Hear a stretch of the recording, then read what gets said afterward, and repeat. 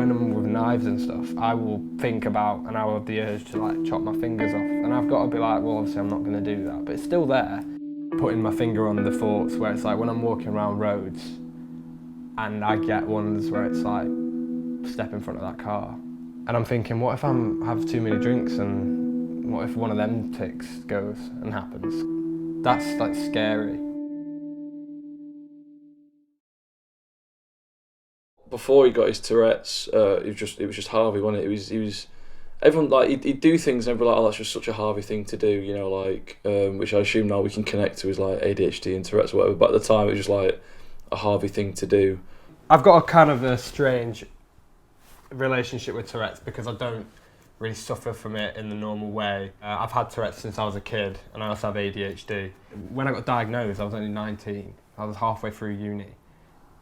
And I don't have very stereotypical tics that are like associated with Tourette's. Obviously, when people watch like The Undateables, I have lots of techniques to hold them in, so I do this quite a lot. I make little whoops and pops, but when I'm in my own space and I'm with people I know, that's when they're like very physical and very not safe for work, I'd say. When I tell people I live with a guy with Tourette's, they're always like, whoa, what's that like? I'm like, painful a lot of the time, irritating the other half of the time.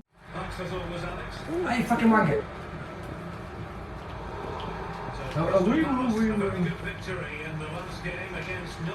Woof. Have you seen that video of that dog where it's like woof and it's like the most realistic sounding dog?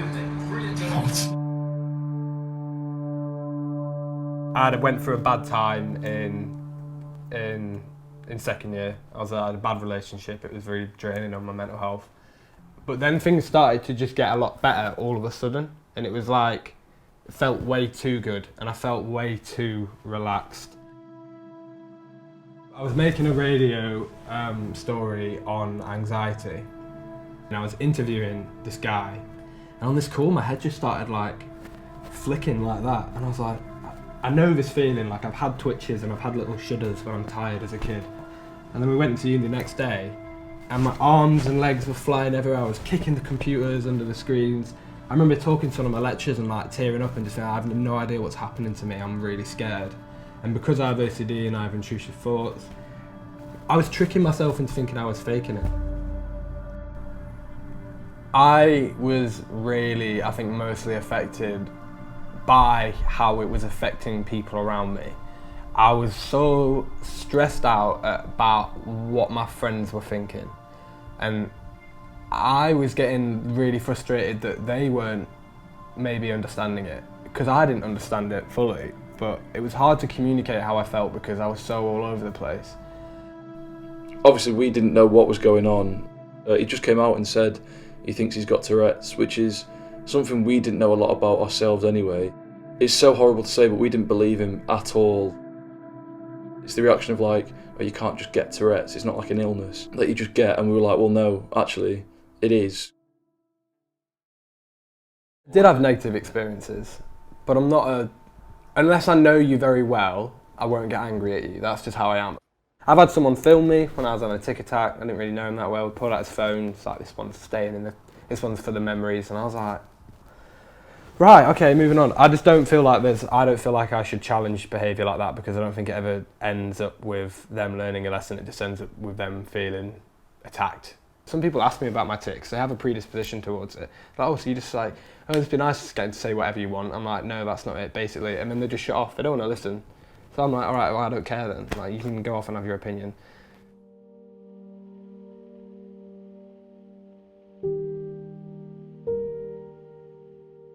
I'm just a very outdoorsy person.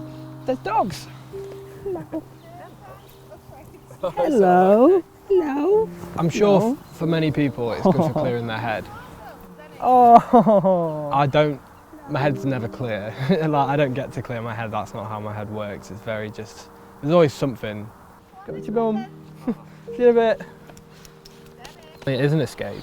Because even though I'm suppressing or letting tics out here, I can just let a tic out here, there's no one around. Like, or even if I am suppressing, it's still just a comforting thing to just be with myself and be okay with being with myself, because I spent a long time not being okay with being on my own and being with myself because of the very dark thoughts I have and weird urges I get. And a lot of that is down to OCD. It's a very misunderstood disorder and it's really debilitating. I don't want to hold in my tics all the time.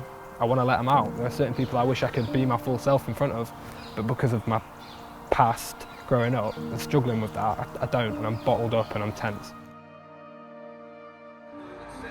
Don't fuck me, green man. Like, what's that? That was when we were crossing the road though, and the green man came out. Oh, see, I forgot that, and I always just thought, like, have I ever had a bad encounter with someone like a green water or something? Because that's the, yes, Because that's the more logical of the two. No, I'm happy he's been able to learn about himself, and I've been able to learn about him through this. Like, it's a journey he's been on, and it's one hell of a journey he's been on. But just keep being himself and keep, you know, doing the work he's doing, because it's unbelievable. Learning about himself and helping others learn about themselves. He's got my support throughout it. He's definitely a better man than me for it. So is it something that's had a positive impact in your life? It's had a massively positive impact in my life because it sounds like really one of them cliche things, but it's like my life didn't really start until I got diagnosed, because it wasn't me. Like, this is me, I've got Tourette's, like I have it.